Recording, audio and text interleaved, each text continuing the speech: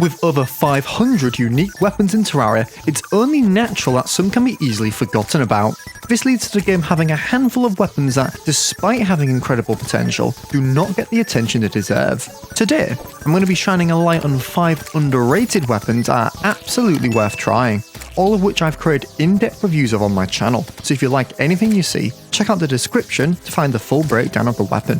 So, with that out of the way, let's get into it. Starting with 5. Abigails Flower. Abigails Flower is a pre-hard mode summon weapon that summons the Abigail minion. It can be easily obtained right after starting a new world. The flower simply has a chance of spawning next to gravestones, so you might need to kill yourself a bit to maximise your chances. The summon itself is unique in that it receives a substantial buff after entering hard mode. This can actually make it a solid summoner option against the mechanical bosses, assuming that you have enough slots to power her up. As similar to the Stardust Dragon, you can only have one at a time, but its stats scale with summons instead of quantity. In the number 4 spot we have the Grey Zapinator. The Grey Zapinator is one of those weapons you really have to rely on luck to obtain, as it has a very low chance of being sold by a travelling merchant after defeating one mid pre-hard mode boss. If you happen to see it for sale, by god you're in for a treat. It's pretty much just a more powerful space gun that you can obtain earlier on, and due to firing a very unique projectile, it has the potential to one-shot any boss in the game. Let me explain. The Grey Zapinator's projectiles have a bunch of random effects that can trigger when hitting an enemy. As you can see, I rolled one of these in a wall of flesh fight and nearly took off half its health in an instant. Solid weapon that more people should purchase if they see it. In the number 3 spot we have the Nail Gun. This weapon's power completely caught me off guard. I didn't even know about its existence until recently. It's obtained at a rather strange point in progression, which is why I think it's easy to miss. The nail gun is a ranged weapon that has a chance to drop from nail heads during a post-Pantera solar eclipse. This is a very particular part in progression that can take a bit of time to farm for. I'd recommend creating a farm like this and using a death sickle to keep yourself safe.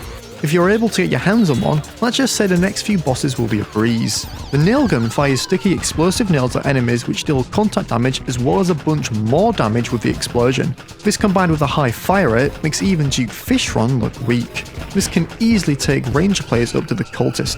Fantastic weapon. Moving on, in the number 2 spot we have the Spirit Flame. This part of the countdown is one of the best start to come out. The Spirit Flame is an incredibly powerful early hard mode mage weapon that's also incredibly annoying to obtain, requiring you to obtain a Desert Spirit Lamp, a rare drop from Desert Spirits, 2 Forbidden Fragments, a guaranteed drop from Sand Elementals, and 12 Souls of Night. If you do put in the work, however, you've got yourself one of the best mage weapons to carry you through a good chunk of hard mode.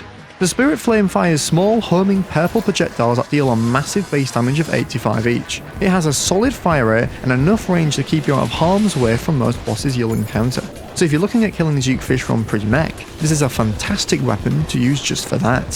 So then, what is the most underrated weapon in Terraria? In the number 1 spot we have the Life Drain. What a weapon! This thing seems to have actually risen in popularity since I made a video on it. It is just so powerful and versatile for when you can obtain it. It has a 1 in 5 chance of dropping from Crimson Mimics, which you can either find naturally after entering hard mode in the Underground Crimson, or you can summon them manually using a Key of Night crafted with 15 Souls of Night. The Life Drain's power stems from its area of effect attack. It can hit anything on screen in line of sight, instantly without having to aim a projectile, yet still deals a ridiculous amount of damage on everything it touches.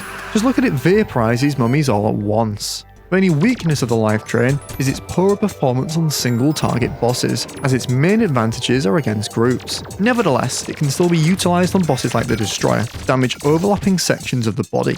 If you're playing mage, just get this weapon to make hard mode a little bit easier. Oh, and by all means pair it with the Spirit Flame to also have an edge on bosses. Now that you've seen the list, let me know if you agree with it, or if you think another weapon deserves a spot. If it's the first time you've seen or heard about some of these weapons, I'd recommend giving them a go, as just because they aren't talked about frequently doesn't mean they're not some of the best. Thanks for watching. For more Terraria content like this, drop a like and subscribe, and I'll see you in the next one.